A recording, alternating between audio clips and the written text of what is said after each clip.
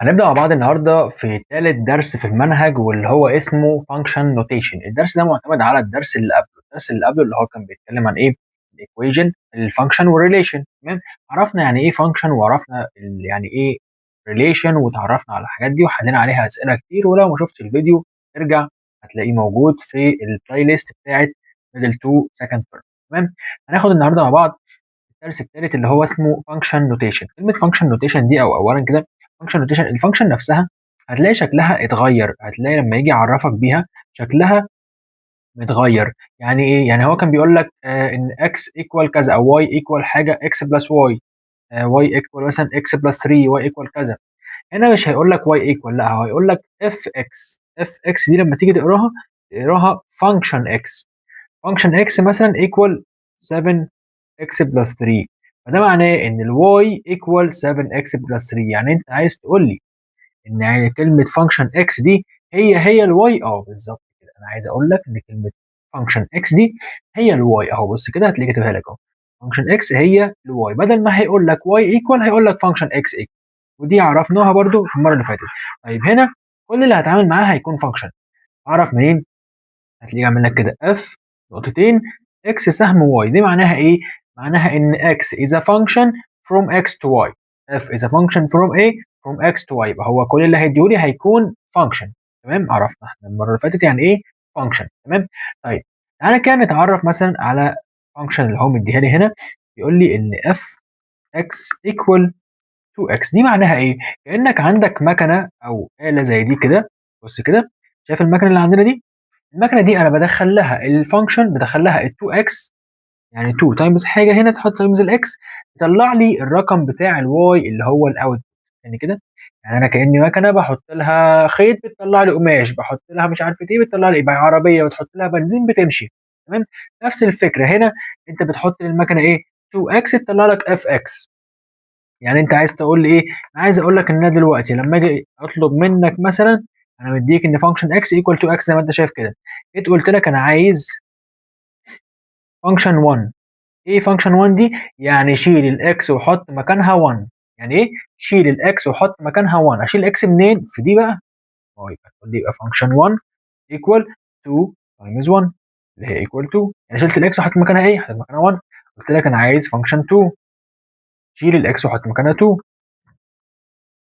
قلت لك انا عايز فانكشن هاف، يبقى شيل الاكس وحط مكانها هاف. قلت لك انا عايز فانكشن اي حاجه، تشيل اكس وتحط مكانها اي حاجه اللي انا قلت لك عليها. تمام.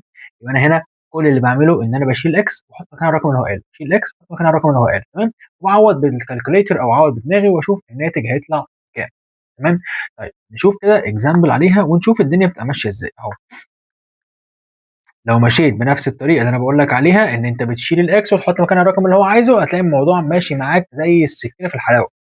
هنا بيقول لي x equal negative 1 و0 و1، y equal 0 و negative 1 و negative 2، and f is a function from x to y. f is a function from x to y where function x equal x power 2 minus 1. function x equal ايه؟ x power 2 minus 1. تمام. انت عايز ايه بقى يا عم الحاج؟ قال لك انا عايز the images of element in x. تمام. عايز كل الايمجز بتاعت الارقام اللي في الاكس بس لما تستخدم الفانكشن دي. تمام. وبعد ما تخلص هتقول لي مين الرينج وترسمها لي بالارو دايجرام. يعني ماشي ولا تزعل نفسك عينيا. انت عايز ايه دلوقتي؟ الاليمنت اللي في الاكس دي هجيب لكل واحد منه الايمج بتاعه. الفانكشن بتاعتنا هي كانت x باور 2 ماينس 1. تمام. يبقى انا هقول له فانكشن، اول رقم عندنا في الاكس هو نيجاتيف 1. فانكشن ثاني رقم عندنا في الاكس اللي هو الزيرو. فانكشن ثالث رقم عندنا اللي هو ال1. هعمل ايه؟ اشيل الاكس دي، بص، احط مكانها براكت، احطها على الكالكليتر. يعني اشيل اكس احط مكانها براكت واحط جوه الرقم. ادي الاكس بقت براكت، هتحط جوه براكت ايه؟ مره نيجاتيف 1 ومره 0 ومره 1. تمام. وكمل بقيه مسالتك عادي. مش هي كانت اكس باور 2 ماينس 1؟ تمام. اكس باور 2 ماينس 1، اكس باور 2 ماينس 1، اكس باور 2 ماينس 1. تاني عشان تهت. تاني كده ايه اللي حصل؟ انا شلت الاكس دي وعوضت مكانها بالارقام اللي هو مديها لي في الاكس. يعني شيل اكس وحط مكانها مره 1 مره 0 ومره نيجاتيف 1، وهبدا اشوف الناتج هيطلع بكام. كل اللي عملته ان انا شلت الاكس من الفانكشن وحطيت مكانها براكت. البراكت ده احط جواه كام؟ شوف بقى هو عايز ايه. عايز 1 عايز 2 عايز 3 وهكذا. واحسب الكلام ده بدماغك او بالكالكوليتر از يو. لو هتحسبها على الكالكوليتر فانت هتقوم جاي عاملها لي كده، تنقلها لي على الكالكوليتر زي ما هي، شايف كده الكالكوليتر هي قدامي، براكت جواه نيجاتيف 1 all باور 2 ماينس 1. تمام، بكام يا حاجه؟ هتقول لك 0، نيجاتيف 0 وترجع لها تاني. بعد اذنك انا همسح النيجاتيف 1 ده واخلي 0. بكام يا باشمهندسه؟ هتقول لك بنيجاتيف 1. بعد اذنك انا همسح الزيرو واخليه 1. بكام يا استاذه؟ هتقول لك بزيرو. شكرا متشكرين ليك. يبقى انا كده جبت ايه؟ انا جبت ان الاكس لما كانت بنيجاتيف 1 الناتج طلع 0، والاكس لما كانت بزيرو الناتج طلع نيجاتيف 1، والاكس لما كانت ب1 الناتج طلع ايه؟ 0 برضو. تمام. طيب بيقول لي هنا انا عايز ايه؟ انا عايز الرينج. اقول له عينيا دبل ادهين رينج ايكوال. الرينج قلنا ايه؟ الرينج هو ذا سيت اوف ايمجز. الرينج الارقام او النواتج اللي بتطلع اللي هي بتبقى في الواي هنا، اللي هم مين؟ اللي هم الزيرو ونيجاتيف 1 والزيرو التاني. مش هكرر بقى، هو الرينج او اي سيت ما ينفعش اكرر ارقام فيها، يبقى 0 ونيجاتيف 1. طب عايز ايه تاني؟ قال لك ارسمها لي بالارو دايجرام. اقول له بس كده، ادي هعمل ارو دايجرام، نعمل شكل الفان ده كده وشكل الفان ده كده. هنا الاكس وهنا الواي. الاكس كانت ارقامها ايه في الاساس كلها؟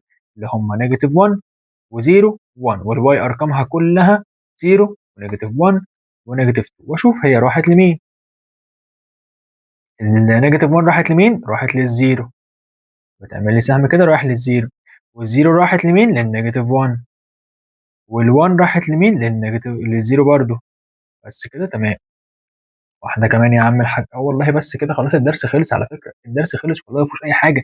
شيل اكس وعوض، شيل اكس وعوض، شيل اكس وعوض، بس كل ده اللي احنا هنعمله، مش هنعمل اي حاجه تانيه في الدرس. تعال نجرب تاني اهو. بيقول لك هنا ان فانكشن اكس او الفانكشن فروم ان تو ان. مين الان دي؟ اللي هي الناتشرال نمبرز. تمام. والفانكشن اكس ايكوال ايه؟ اكس بلس 1. ماشي، عايز ايه؟ قال لي انا عايز فانكشن 0، فانكشن 1، فانكشن 2، فانكشن 3.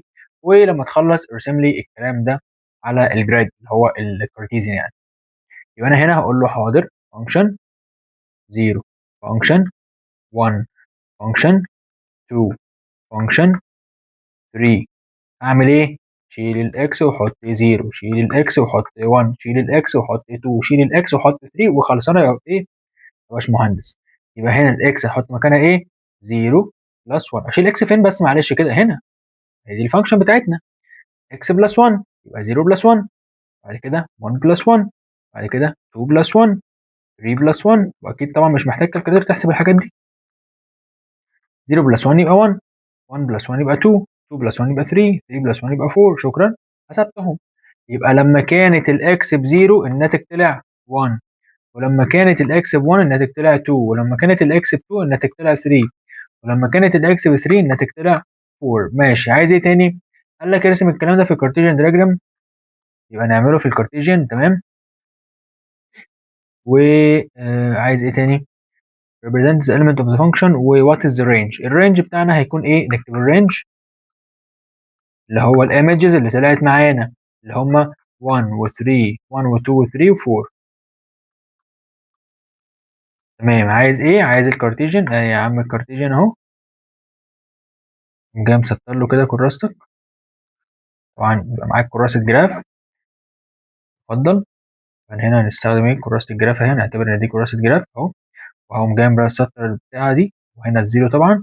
1 2 3 4 5. هنا نيجاتيف 1 او بوزيتيف 1 يعني 2. هنا 3. هنا 4. هنا 5. ماشي، في شرطة زيادة هنا مالناش دعوة بيها. وابدا اشوف البوينتس بتاعتنا. اول بوينت من الزيرو طلعت لل1، حط البوينت كده. ثاني بوينت من ال1 طلعت من ال2. وثالث بوينت من ال3، من ال2 قصدي طلعت لل3. بعد كده من ال3 طلعت لل4. بس خلاص. عايز توصلها اهو، بس بلاش نوصلها اهو. وصلناها نظبطها كده، ما جاتش مظبوطه خلاص اهو. بس عشان المكان مش مظبوط يعني، إن انا محتاج كراسة جراف. ماشي، عايز ايه تاني؟ بس ما كانش عايز حاجه تانية. شوف واحده كمان. هنشوف بقى مسائل اللي تشوز بتيجي ازاي. دي اللي بيبقى فيها الافكار، يعني هو الدرس ده اغلبه يجي في اللي تشوز، ويبقى الافكار كلها في ايه؟ افكار اللي تشوز.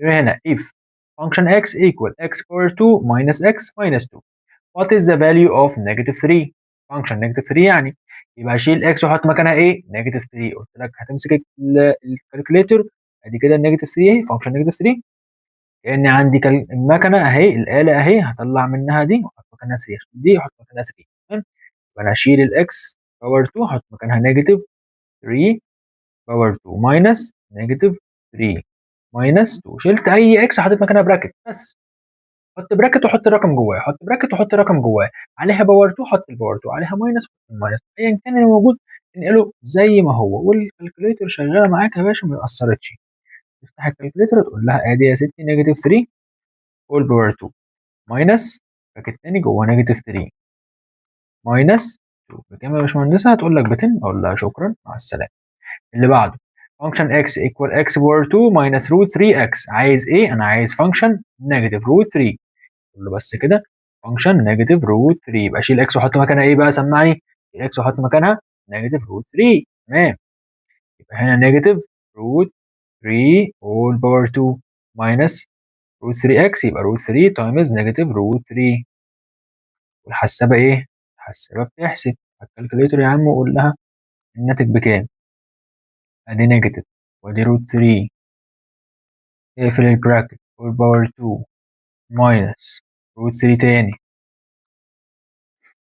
افتح البراكت نيجاتيف روت 3 تاني اقفل البراكت شكرا بكام 6 تمام ناتج 6 اللي بعدها نيجي هنا if function x equal x باور 3 انا عايز function 3 plus function negative 3 اقول له بس كده function 3 يبقى اشيل x واحط مكانها ايه 3 3 باور 3 اللي هي ب 27 وفانكشن نيجاتيف 3 يبقى اشيل الاكس واحط مكانها نيجاتيف 3 يعني نيجاتيف 3 باور 3 اللي هي نيجاتيف 27 انت عايز ده بلس ده يعني 27 بلس نيجاتيف 27 اي حاجه بلس عكسها بكام؟ زيرو تمام اللي بعده ركز بقى في السؤال ده عشان ده بيقول لي لو كان فانكشن x equal ax minus 6 تمام and function 2 equal 0 انا عايز فانكشن او عايز اعرف الاي ده مين الاي يعني ايه الكلام ده دلوقتي هو مديك الفانكشن تمام والحته دي ترجمها لي كده لو ترجمت الحته دي صح هتحل المسائل بتاعتها كلها صح الحته دي معناها ايه معناها ان انت لما تشيل الاكس وتحط مكانها 2 الناتج هيطلع 7 يعني كده فانكشن 2 ايكوال 0 قصدي شيل اكس حط مكانها 2 الناتج يطلع كام يطلع 0 معناها تاني ايه لو شلت الاكس حطيت 2 الناتج يطلع 0 مش فاهم حاجه طب تعالى جرب كده وطبق اللي انا قلته لك شيل اكس وحط مكانها 2 وقول الناتج بكام بزيرو اشيل اكس هنا احط مكانها 2 اقول له دلوقتي سنس لو كانت بقى في مساله انسر ذا فولوينج سنس حضرتك قايل ان فانكشن 2 ايكوال 0 تمام يبقى therefore انا اشيل الاكس واحط مكانها 2 فا اكس هيبقى 2 a شلت الاكس وحط مكانها 2 minus 6 ايكوال 0 حل الايكويشن هتبقى خلصت بس كده والله بس كده ال 6 هناك يبقى 2a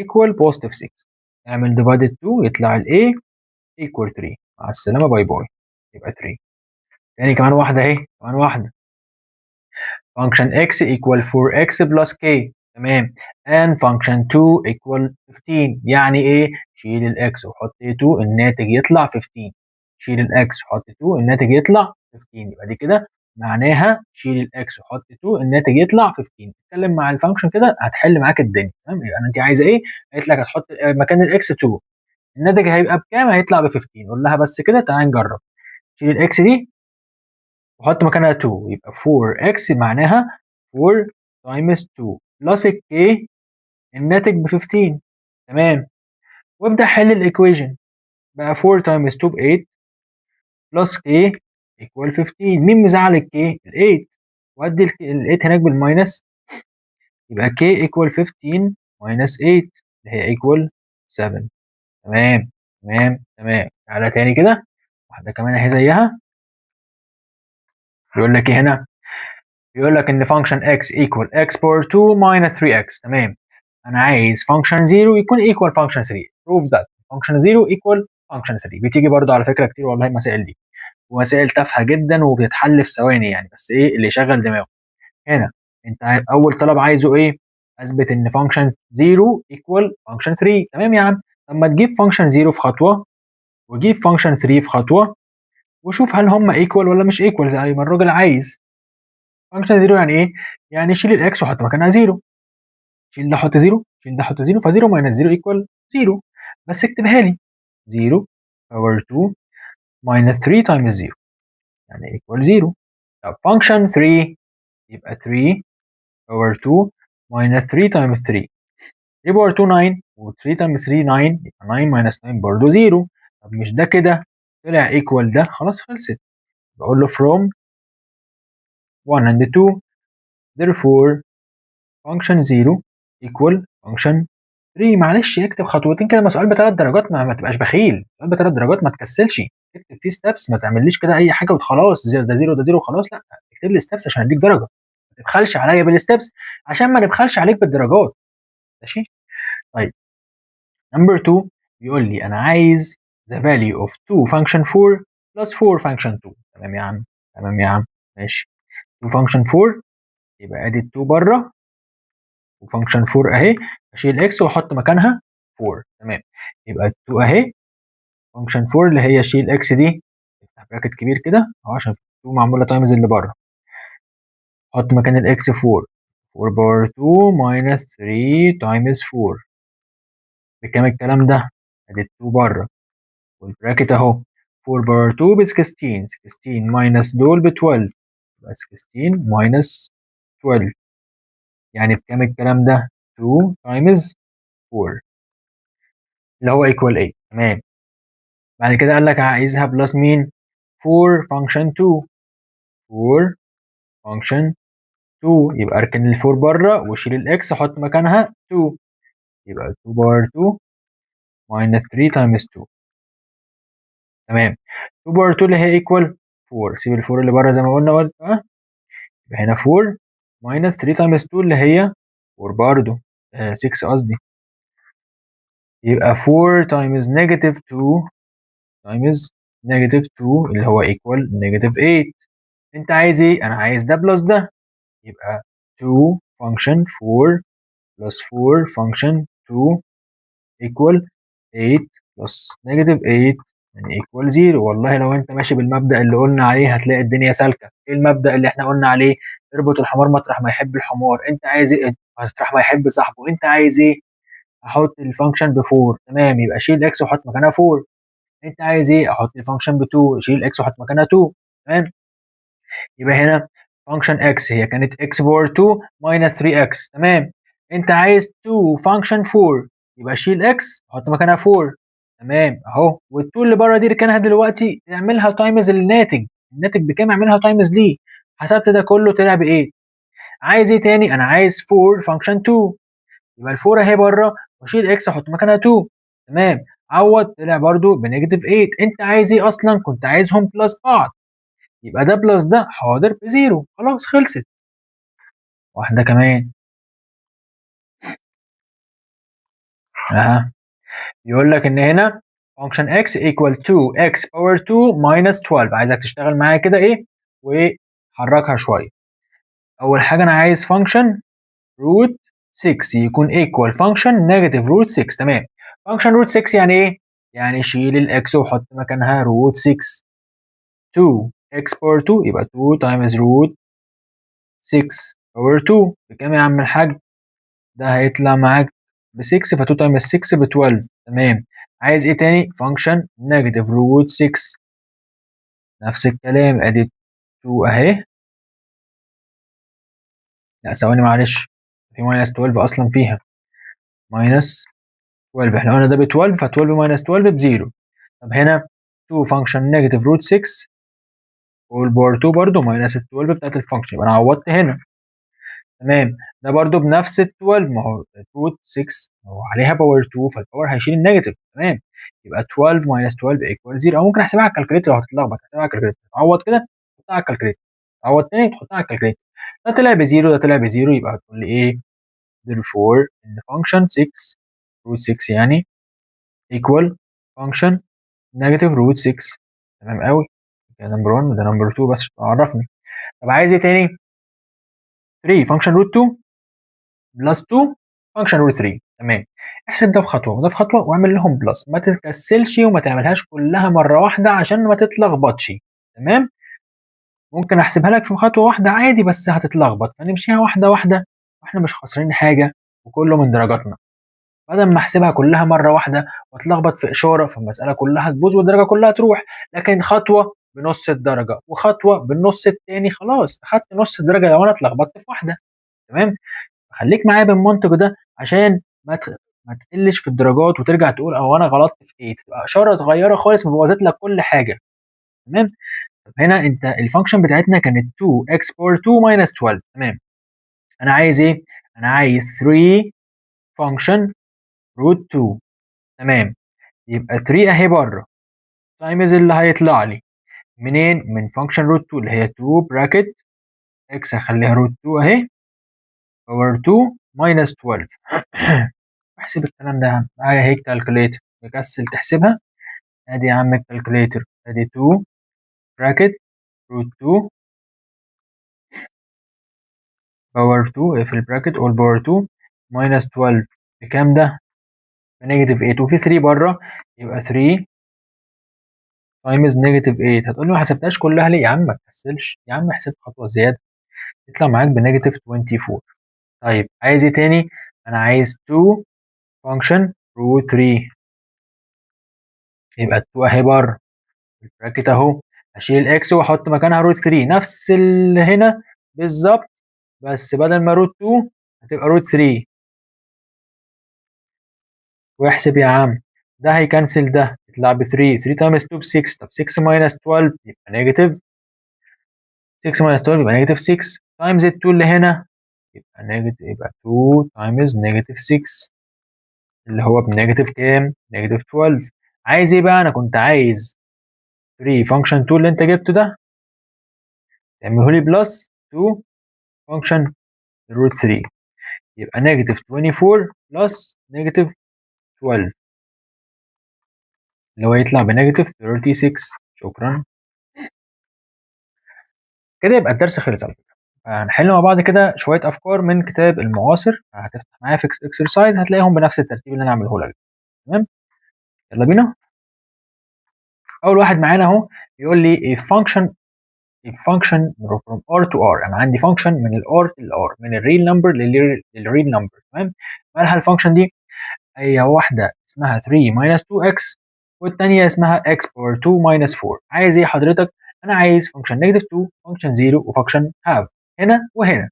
تمام. يبقى ده كده سؤال، ده سؤال تاني. عايز هنا فانكشن ايه؟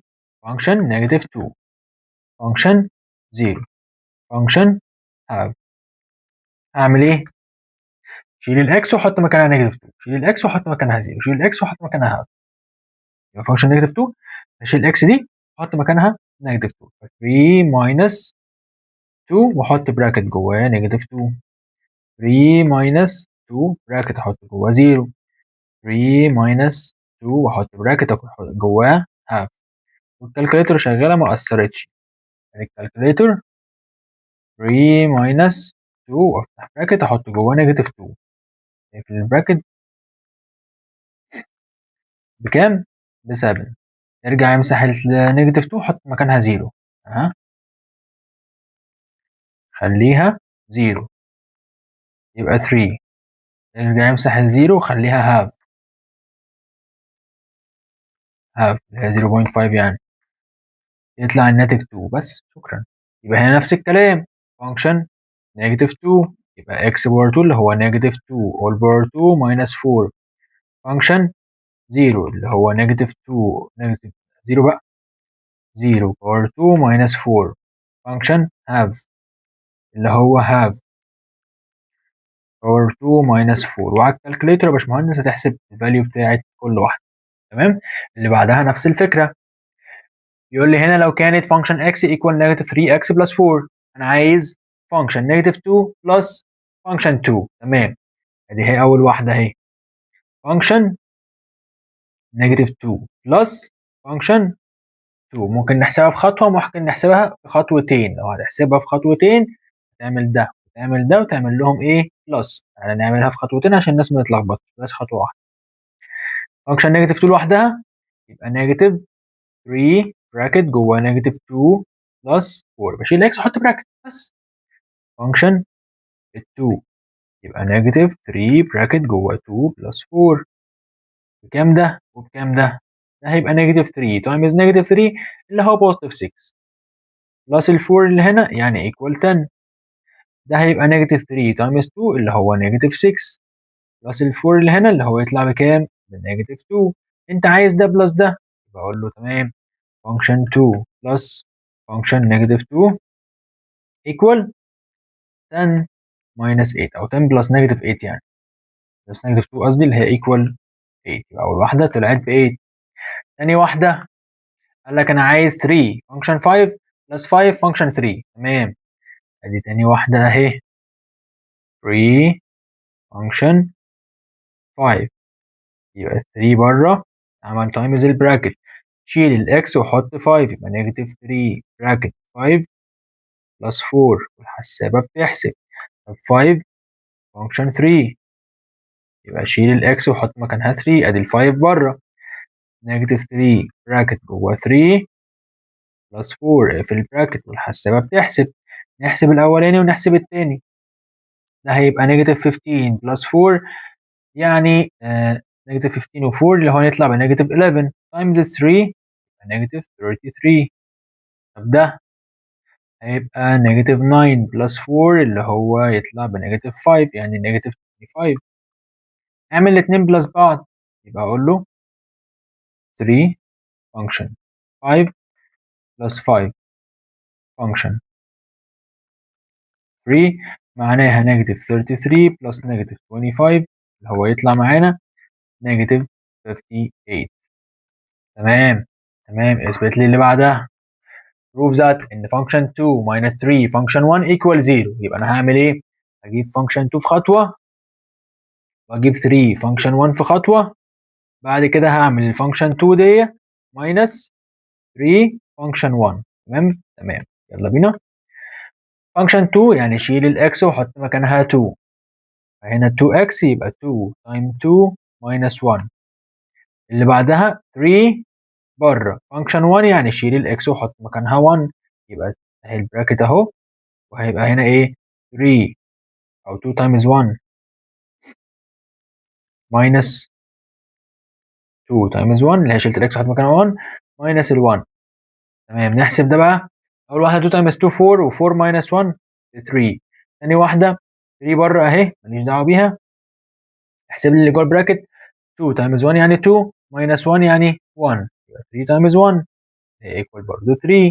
انت عايز ده ماينس ده يبقى 0، بقول له 3 minus 3 equal 0. يبقى هو ده اللي انت عايز تثبته اصلا. اللي بعده يقول لك هنا 2 function x 2 قصدي x power 2 minus 5x plus 2. ده كده مين؟ ده كده الفانكشن x. انا عايز اثبت ان فانكشن 2 equal فانكشن half، يعني لما تشيل الاكس وتحط مكانها 2 هي لما تشيل x وتحط مكانها half. اجيب فانكشن 2 في خطوه واجيب فانكشن half في خطوه وهيطلعوا equal ان شاء الله يعني. يلا بينا. فانكشن 2 هشيل اكس واحط مكانها 2 يبقى 2 براكت 2 باور 2 minus 5 براكت 2 بلس 2 اهو. بص اي اكس قابلتني حطيت مكانها براكت، اي اكس قابلتني حطيت مكانها براكت. وعلى الكالكوليتر يا باشمهندس. اللي بعدها نفس الكلام 2 براكت هاف باور 2 minus 5 براكت هاف بلس 2. تمام. نحسب بقى الكلام ده. 2 تايمز دول بكام؟ يعني دول ب 4. 2 تايمز 4 ب 8. 8 minus 5 times 2 ب 10 plus 2. 8 minus 10 يبقى نيجاتيف 2. نيجاتيف 2 plus 2 يبقى equal 0. تمام. نفس الفكرة 2 times half يعني كام؟ يعني 1 minus 5 times half اللي هي 2 and half. 5 times half اللي هي 2 and half أو 5 over 2 يعني. plus ال 2 اللي بره. لا ثواني ده كوارتر لأن هي في باور 2. 2 تايمز كوارتر اللي هو يطلع معاك بهاف. ماشي، ممكن نحسبها على الكالكوليتر عشان ايه ما نتلخبطش، بس هنا ايه هتطلع معايا ايه هاف، لان انا نسيت ان في باور 2 هنا.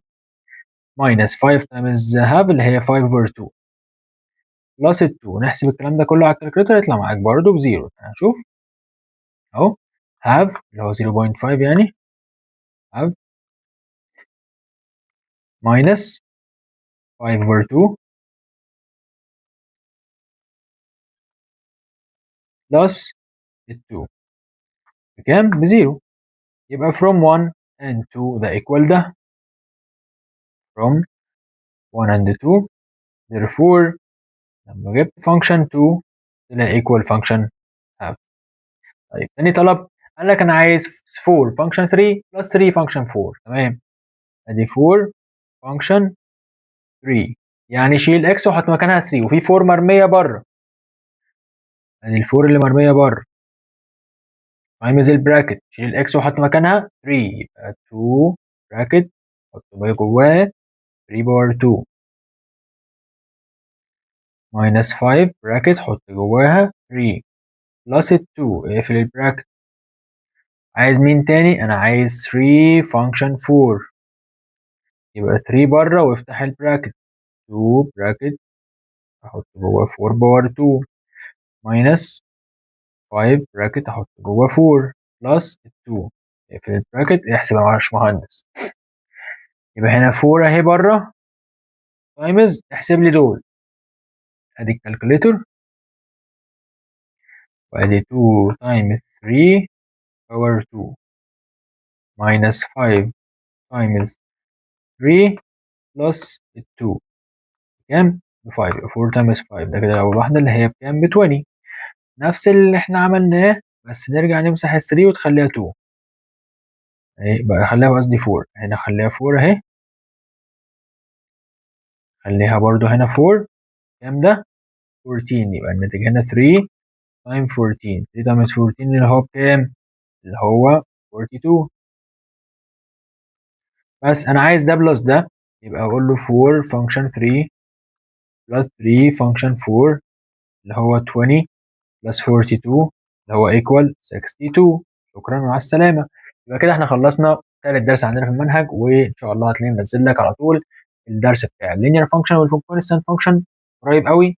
وما تنساش تصلي على النبي وتعمل لايك وسبسكرايب للقناة.